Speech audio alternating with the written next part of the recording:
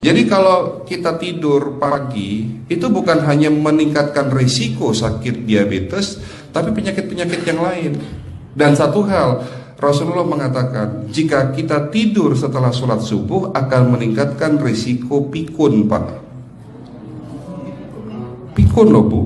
Ya, Pak. Gampang pikun. Lah kalau kita sholat subuh menjelang maghrib setelah asar, apa yang terjadi? Islam melarang, kita dilarang oleh Nabi kita tidur menjelang maghrib, betul? Bukan karena nanti ketindihan setan, bukan ya. Secara medis diketahui bahwa orang yang kebiasaan tidur antara asar sampai maghrib itu akan menurunnya daya tahan tubuh. Jadi gampang sakit infeksi, Pak, kalau Bapak tidur menjelang maghrib.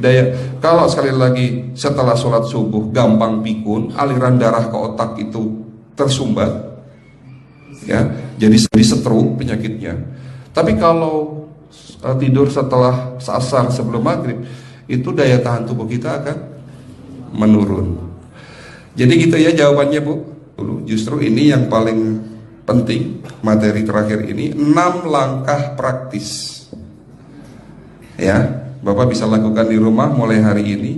Langkah pertama, mulai hari ini jangan makan malam, Pak.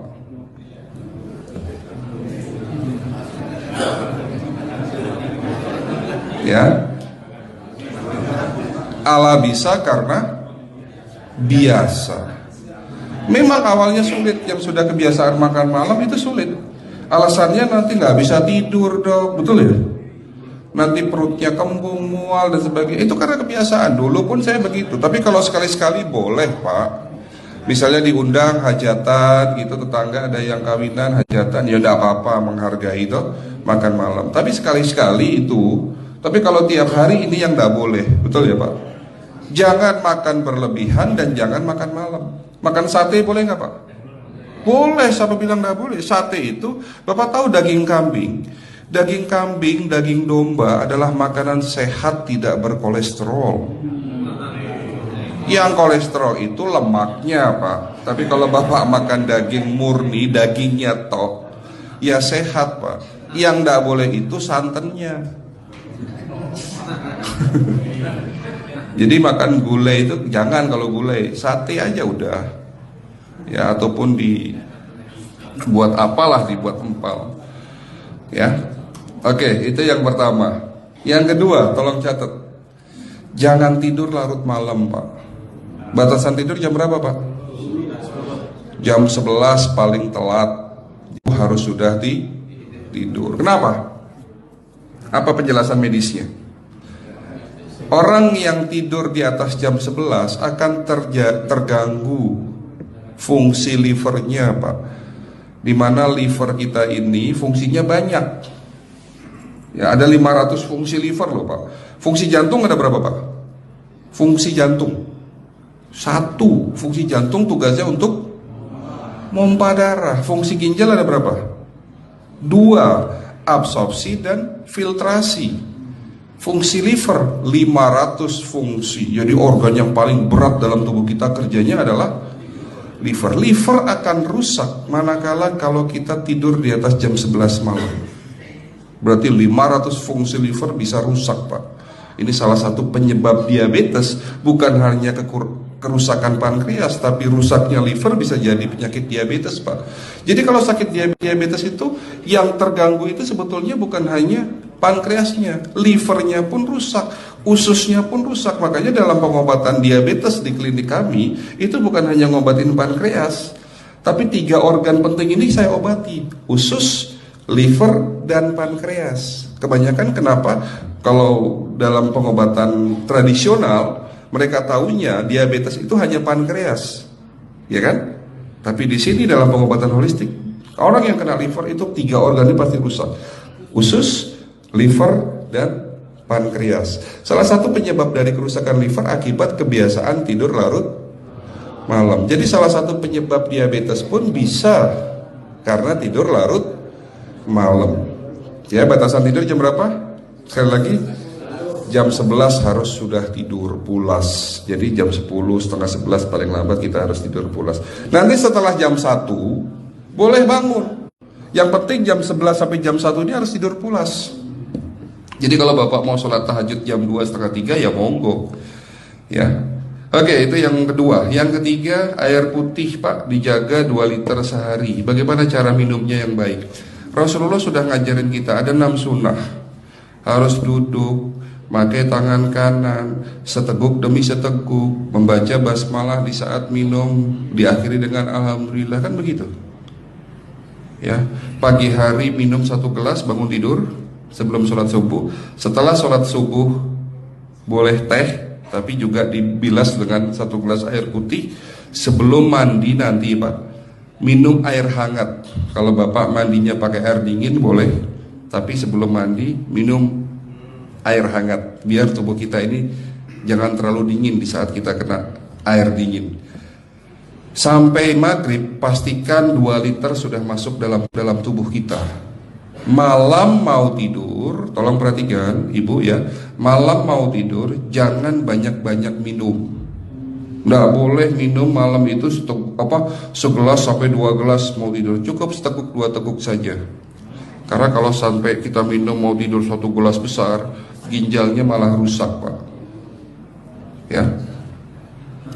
Oke, itu yang ketiga. Yang keempat, puasa. Lakukan puasa secara rutin, insya Allah kita sehat. Nah, untuk penjelasan atau materi puasa nanti bisa hubungin staf saya.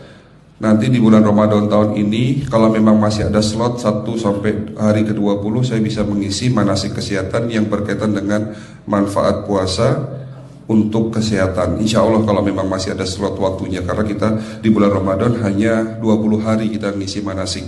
Ya, oke, itu yang keempat. Langkah keempat. Langkah 1, 2, 3, 4. Langkah kelima. Nah, sebelum saya menjawab yang kelima, saya ingin membacakan sebuah sabda Rasulullah. Rasulullah bersabda, di dalam tubuhmu ada segumpal daging.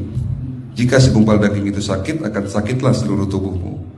Dan jika segumpal daging itu rusak, akan rusaklah seluruh tubuhmu. Apa itu segumpal daging? Segumpal daging itu adalah hati. Tapi ternyata yang dimaksud Rasulullah itu bukan liver Pak. Yang dimaksud Rasulullah adalah hati kita, roh kita, jiwa kita, perasaan kita. Kalau hati kita rusak, kita banyak penyakit hati, iri, dengki, sombong, takabur dan sebagainya. Penyakit fisik akan muncul dalam tubuh kita. Ya, tidak ada orang stres itu sehat, betul tidak Pak? Tidak ada orang yang suka marah-marah itu sehat, betul tidak? Bahkan Rasulullah mengajar senyum adalah ibadah. Senangkan orang lain, permudah urusan orang lain, insya Allah kita sehat. Ya, jadi itu langkah ke-5. Langkah 1 sampai langkah ke-5 sifatnya individual, Bapak bisa lakukan sendiri di rumah. Tapi langkah ke-6 ini butuh bantuan pihak dokter atau rumah sakit. Kira-kira langkah ke-6 apa Pak? Lakukan pemeriksaan sebelum sakit. Jadi periksa itu jangan nunggu sakit baru periksa. Jangan seperti kayak Bu Ustazah tadi, diajak periksa, jawabannya takut ketahuan penyakitnya. Setelah stroke baru datang ke klinik untuk minta diperiksa. Kalau sudah stroke susah nggak nyembuhinnya Pak?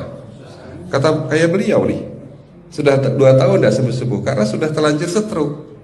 Tapi kalau beliau melakukan general check up, mohon maaf ya Pak, kalau beliau melakukan general check up rutin, insya Allah tidak akan kena stroke, karena sebelum stroke sudah diobati dulu. Karena stroke ini bisa kita lihat dalam scanning dengan alat yang saya punya, insya Allah kelihatan ini. Oh ini sudah mulai ada tanda-tanda mau penyumbatan, buru-buru diobati. Memang takut Pak, tapi pesan saya jangan takut. Ya, lakukan pemeriksaan supaya kita tahu, supaya kita kenal. Gitu ya Pak. Jadi kira-kira di jemaah ini ada enggak yang mau saya ajak periksa kita semua? Pesan terakhir dari saya, lakukan pemeriksaan sebelum terlambat. Ini pesan saya dan pesan seluruh dokter di dunia sebetulnya. Lakukan pemeriksaan sebelum terlambat. Ya, karena dengan kita melakukan pemeriksaan kita akan kenal tubuh kita. Kalau sudah kenal kita akan sayang sama tubuh kita. Betul Pak? Ada pepatah mengatakan tidak kenal tidak sayang. Cukup sekian dari saya. Mohon maaf kalau penyampaian kami kurang baik. Akhirul kalam, wabillahi taufiq wal hidayah. Wassalamualaikum warahmatullahi wabarakatuh. Kalau ada pertanyaan masalah teknis nanti langsung